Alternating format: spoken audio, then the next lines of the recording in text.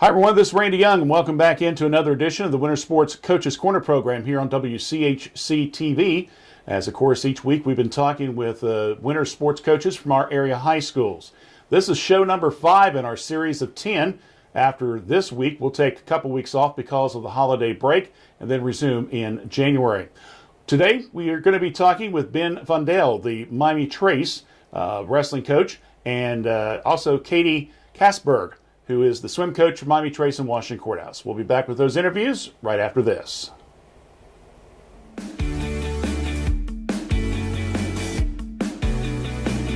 High school students and adults do have a choice in continuing their education. Great Oaks Career Campuses offer youth over 30 career programs that students from 36 different school districts take advantage of.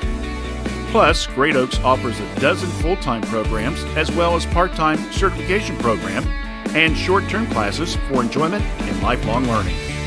For details on locations or to make an appointment to talk with representatives, contact Laurel Oaks location in Wilmington at 800-752-5480 or visit their website at greatoaks.com.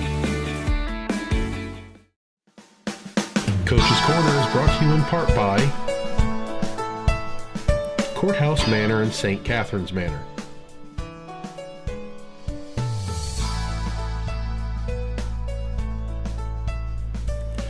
Courthouse Manor is honored to now offer assisted living to our community. Their brand new facility offers one-bedroom apartments for individuals who value independence, yet recognize the need for daily assistance. Services include daily meals, laundry service, housekeeping, opportunities for lifestyle enrichment activities, and more, all at a flat rate. Stop by Courthouse Manor Assisted Living today for a tour at 555 North Glen Avenue in Washington Courthouse. Courthouse Manor and St. Catharines Manor of Washington Courthouse, a tradition of caring. Welcome back to WCHC TV as we're here on our Winter Sports Coaches Corner. With us now is Miami Trace head wrestling coach Ben Vondel. And Ben, first of all, tell us a little bit about your background. My background as it relates to Miami Trace Wrestling, I started coaching the middle school 7 years ago. Then I moved up to high school about 4 or 5 years ago, and I've been the head coach for about 3 years now. As the Panthers, of course, years and years have had great success in their wrestling program and things like that. How much pressure does that put on you kind of continue the success that the Panthers have had over the years? I mean, you got a lot of great coaches that have coached the Miami Trace Panthers. Jack Anders still sticks around and helps me a lot and helps the program a lot. And the coaches before him did a great job setting the foundation. I wouldn't say I feel a lot of pressure. I'm glad for the opportunity. Mm-hmm. And the previous coaches, their influence and their presence is still here and still making an impact on the program, and I'm all for that. I'm very thankful to be here and get the help from them, get guidance from them. Every coach has their own philosophy. Do you have a certain philosophy as you coach? I mean, I probably have the same philosophy that some of the previous Miami Trace wrestling coaches had, and that's basically just we're going to be in good shape and we're going to work hard and we're going to wrestle hard the entire match. Well, let's talk a little bit about your season so far, even though it's early. How's things been going for the Panthers? We've had one tournament so far, varsity. We won the Kiwanis tournament that was in Circleville. Our junior varsity wrestlers won a junior varsity wrestling tournament at Wilmington. Mm-hmm. And so far, that's all we've done. Okay. Well, at least a good start. That's the main thing. Good start. I know that we're recording this out at the cafeteria at Miami Trace, so if you hear some noise in the background, there's basketball practice going on, and the girls' basketball team's kind of eating a little snack, whatever, getting ready for their game. So if you hear a little noise, don't let it bother you, all right? Of course, when we air this, which will be next Wednesday at this time, you've already had another tournament that you guys have gone to. But you guys have gone to that now several years, even though we already know what the results are. Tell us a little bit about that tournament, though. The one we already went to, or the one we're getting ready to go to? Yeah, the one you're going to. We're going to, it's called the Frickers Duels. It's up in Defiance, Ohio. It's a good 3-hour drive from here. We're going to wrestle 10 different teams. It's going to be a dual match format. Really good competition every year. That's why we keep going back, because we want to see some of the best teams in the state, some of the best individual wrestlers in the state. Each varsity kid will get 10 matches in 2 days. Wow. So it's a pretty good roll around when we go up there every year. Now, over the holidays, a lot of especially the winter sports, there's still activity going on. There's ball games and things like that. Do you guys get a chance to get a break, or do you try to find tournaments that you can stay involved with? We have a couple tournaments. We will be wrestling Jackson December 20th. It's at home. It will be at Miami Trace High School. Mm-hmm. And then the 28th and 29th of December, we're going to go up to Canton McKinley.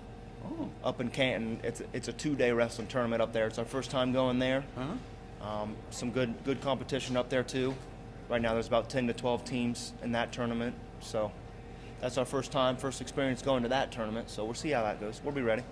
When you try to put together a schedule with Aaron Heyman and things like that, do you look for a certain area of the state that you want your kids to get exposed to, or are you looking for a certain type of tournament so that your kids could get ready for the second half of the season? I think both. Northern Ohio's got very good wrestling on top. There's a lot of good wrestlers that are, really competent with the top position in wrestling. So we really like going up north to wrestle. We like going to the east to wrestle when we can, the eastern part of Ohio. And we also wrestle around in the area, and sometimes we go to some Cincinnati tournaments, things like that. So we do try to go all around the state and try to wrestle.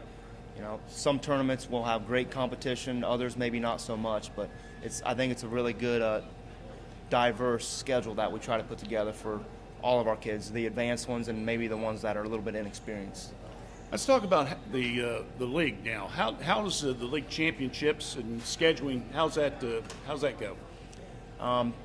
Each team will wrestle each other once in a dual meet format. Okay. And then at the end of the wrestling season, towards the end, there will be a team tournament. It'll be the FAC League Championship, where all the FAC teams will be there. They'll wrestle in a tournament format. The winner of the tournament will score 5 points. The second place in the tournament will get 4 points. And all those points count towards the overall team score from your points when you wrestled the other teams previously in the year. And then at the end of the season, whatever team has the most points in the league is the champion, or you could potentially tie and have a co-champion. But each of the individual kids, if they win their weight class, they would be recognized as the league champion, though, right? Correct. And in the FAC tournament at the end of the year, the kid that wins the weight class is considered the FAC champion that year in that weight class. Yep. One of the things that's been added, and I think is really exciting, it's added a lot of excitement to a lot of schools. Several years ago, the Ohio High School Athletic Association came out with what is called the team dual tournaments. Can you maybe explain that a little bit to us? Sure. This year what's going on is Miami Trace is actually going to host one of these big dual team tournaments. The date's escaping my mind right now, but we are going to host that at the new high school. It's going to be the very first event, very first sporting event in Miami Trace history at our new high school. It'll be the first one. There'll be a lot of teams from around the state and around the region coming to that. The winner of that tournament advances to the regional championships, which will be held in Columbus, Ohio. The top 8 teams in the division will meet there. And of course, last year you guys had the opportunity to qualify for that and got to go to Columbus. Correct, last year and the year before. Okay, so we've been blessed, yep. Now, of course, the one other thing is that there's always still the individual championships that you guys can contend for as well. Miami Trace has had success in qualifying individuals for that state tournament. How does your team look this year? Who are some of your top wrestlers? I'd say we should take a look at my 2 seniors. I have 3 seniors right now. 2 of them that have a good shot of potentially making it to the state tournament is Dylan Arnold and James Monroe. James Monroe actually qualified for the state last year at 160 pounds. A few other notable wrestlers might be Storm Duffy at the 126-pound weight class, Graham Carson at 132, and Mikhail Callahan at the 138. As far as, the experienced kids and the kids that put in a lot of work during the summer. And I have a lot of freshmen that we're expecting a lot of good things from too. So we're kind of see how that pans out during the season. We'll make sure they're ready, try to get them to the state tournament as well. So, as you look at the league, even though you've only had one match and you really haven't got into the league duels yet, who, at least on paper, looks like will be pretty strong this year? You guys, and who else possibly? I don't follow the other teams too much, honestly, especially this early in the season. Jackson actually beat us in the first dual meet last year. Okay. So I'm sure they're looking to do the same thing this year. And Courthouse always has a pretty strong team. And Greenfield had a really good showing last year at the FAC tournament as well. So it could go either way at this point. All right.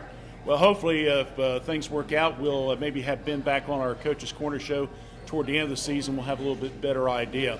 Ben, we appreciate you joining us here today. Kind of on the road for us as far as our first Coach's Corner interview, but it's kind of nice to get out of the studios every once in a while and get into the schools. Wish you guys the best of luck through the holidays. And again, as we told Ben before, our plan is to do that dual meet between Washington Courthouse and Miami Trace in January, and maybe we'll have a chance to talk to Ben and again Lewis Reed a little bit after that match as well. So we hope you stay tuned for that information. So good luck to you guys over the next couple of weeks of the season. Thanks for having me. All right, we'll be back with more on our Winter Sports Coaches Corner program here on WCHC TV and also on Facebook in just a few moments. Stay with us. Great Oaks Career Campuses is the first choice in providing innovative career training to empower individuals and communities. With 4 campuses, Great Oaks offers high school students and adults specialized career and technical education. Check out their webpage at greatoaks.com for details and information. And in this area, don't forget to stop by their Wilmington Laurel Oaks campus or call 800-752-5480. When Summers Funeral Home opened to serve this area in 1991, one of their top promises was to each family that they served to provide thoughtful, caring, and respectful service to those in pain from the loss of a loved one. Terry Summers and his family and staff continue to promise to continue to put your family needs first with the utmost professional care that they can provide. In your time of need, remember the Summers Funeral Home, 223 West Market Street in Washington Courthouse, or call 740-335-6078. With us now is Katie Kasberg, who is the swim coach at Washington Courthouse and Miami Trace. And Katie's kind of unusual to have the same coach for both schools. Can you tell us a little bit about how that came to be? Well, last year and for several years prior to now, Mary Miller has been the coach of Trace. Mm-hmm. I've been coaching Courthouse for a while now, and but she took a job up in Columbus and couldn't make the hours anymore. So we were sad to lose her, but now I'm doing both. I guess that brings up an interesting question. When you're used to working with one school, now you have to work with 2. Obviously, you're going to have to divide your time up a little bit more, but has it changed how you conduct practices and stuff? Or? Oh, absolutely, absolutely. First off, we have Keith Foster, who is also helping with the Courthouse team, is now helping with the Trace team as well. So he's my assistant coach, does an awesome job of keeping me straight, keeping me in line. Keeps me organized. The kids have been doing a great job being flexible with me, but the advantage that we have is that we now have the kids in the water for 2 hours every single day instead of just an hour each. Mm-hmm. So we've combined all the practices. We do dry land. It's been a fun kind of attitude on the team, a lot of camaraderie between both schools. I mean, the kids are all mostly friends anyway, even though they're in different districts. So it's been a good time. When you look at the, what's a typical practice like? I mean, do you work on the smaller lengths first or the longer lengths, or how's that work out? It depends on the day. I try and divide things up so that, because, you know, kids at the high school level are pretty specialized in terms of what events you do. Some of them will be doing freestyle. Some of them will be more to short access strokes like breaststroke and butterfly, or swimming the IM.